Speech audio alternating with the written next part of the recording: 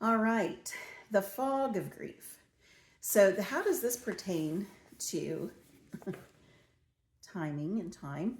Well, early on, um, I noticed um, my brain was on overload. Like it was so traumatized. Um, and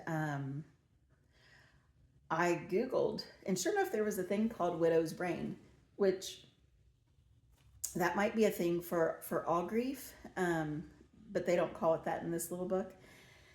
Grief causes a fog to roll into our lives. The fog of grief can affect our ability to think or concentrate. This fog often sets in right after a loved one has died. But even after the shock wears off, the fog can linger or come and go for a long time. One grieving man told me how he came out of a grocery store, pushed his cart full of groceries to his car, then got in his car and drove home, leaving the groceries behind.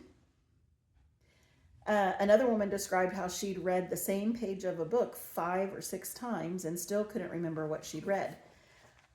I did not leave groceries, but I have a similar story. I had gone through a car wash, and I didn't even pick my choice of what car level of wash that I was going to get, and it charged me for the most expensive one. It was like a $30 wash, and I didn't want to pay that at the time, and so I motioned for the man who was motioning me to drive, and he finally comes over to my car, and I said, "Hey, I'm sorry, I'm a recent widow, and I wasn't thinking, and I don't want the $30 wash. I want the $10 wash."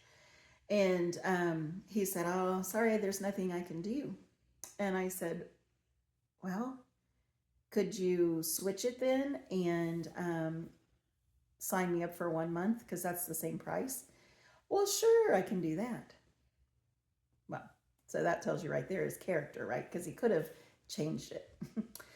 So anyway, I go in, and after I get the car washed, and I go in to change that, and there was one of the workers in there, looked pretty rough, like he kind of looked like he was burned, maybe on drugs, or I don't know.